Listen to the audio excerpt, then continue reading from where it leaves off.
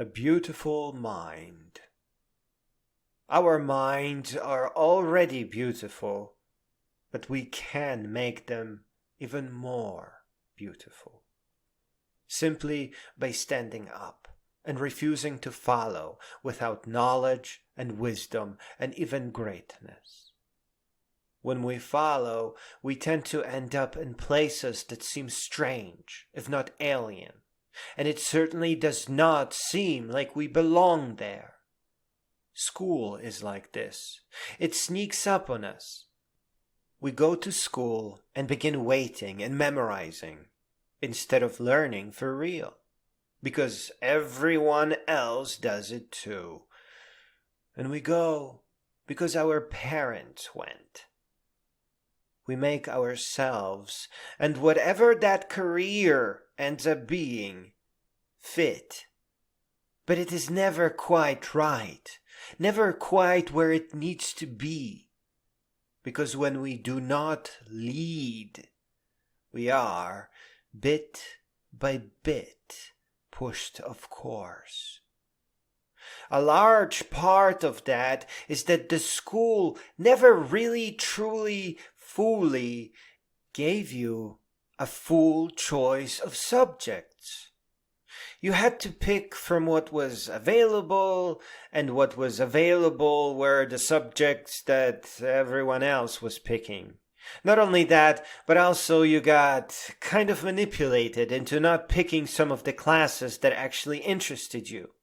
Either the prerequisites were set too high to filter out low-scoring students, or the teachers were iffy to save money on real professors. The teachers also might have been acting wild in a friendly way, and that type of behavior pushed away students that wanted a stable class with predictable and well-mannered professors.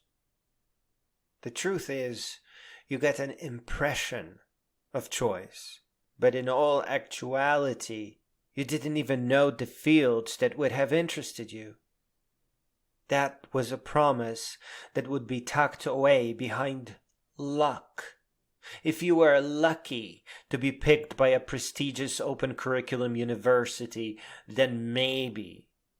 But even then, you weren't even within the culture or the slipstream of achievement. And whatever culture you could enter, by definition, would be incompatible with your unique interests. It would be a culture of a bunch of other people. Socializing is great, but not in context of greatly multiplying your knowledge and intelligence so that you have a full picture of the world, so that your decision-making instruments are on point. Let me just say that greatly multiplying knowledge and intelligence is what we do as babies, what we do by default when we are allowed to learn for real. Now, we do need a certain kind of guidance, yes. We do need to be taken to a digital audio workstation so that we are introduced to it. And we need to see someone operating a piano roll so that we can figure it out. But this requires no more than 27 minutes and 51 seconds. You see what the problem is. The poverty of your school takes the piano away from you. Or microbiology at its most interesting and most fascinating. Actually getting to befriend tardigrades through your own microscope, through your own eyes, comprehending that world. And it often takes away just about everything else that is fascinating by cutting up subjects into meaningless cubes. And they do it by mistake, out of disrespect for the students, and out of their darkness, out of their dark ages. to make the work of teaching a mass of students more realistic, so that they can take a paycheck home. But without the piano, you don't become convinced that everything is a system of accessible, easy to manipulate, man-made concepts and tools. Indeed, you are likely to end up being threatened to stop thinking about the piano, threatened with prison, the prison of being held back a year, if you don't stop thinking and start memorizing and passing your tests.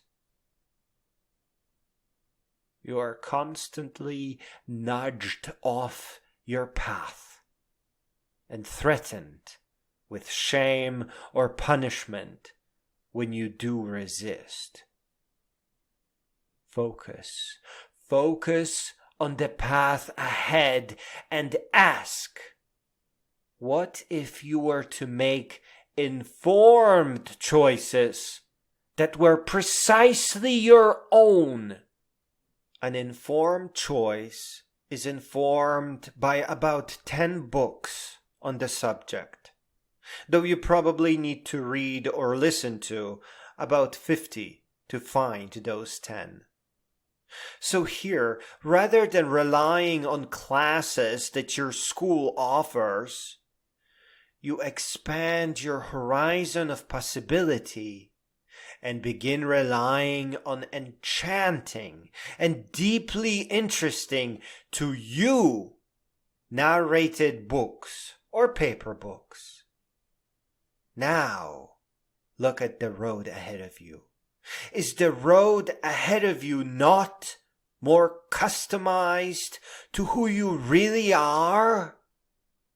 Precisely because you reached out for books and narrated books and internet lectures that moved you, and not kept yourself boxed in a handful of classes and shame and creepy threats that your school offers because other students tend to pick them most often. This is not to say that there is a conspiracy to deny you knowledge, but rather that schools are not able to teach you greatness and beauty of mind. For one, they don't get enough funding, but also humans are stingy. Would teachers teach you better if they got paid more? Or would they conserve their strength and only do as much as it is strictly necessary? You should not trust others with your own education. You should accept the responsibility for it. It is as easy as the Appalachian Trail, 1,000 audiobooks, and a series of your own startups. A beautiful mind is a lot more important than it may seem. It is a great step towards greatness. And greatness makes all the difference. For a long time now, the world has been becoming more and more desperate for long visions and wisdom. And the only way the world can grow in wisdom is when you and all other human beings on earth accept that great challenge. It gets even more complex and more urgent. Some 150 species go extinct every day. There are little over 2,000 tigers left. There are some 16,000 nuclear weapons, of which 2,000 are ready to be instantly launched at densely populated cities at the press of a button. A beautiful mind and the greatness that stems from it may soon no longer be optional.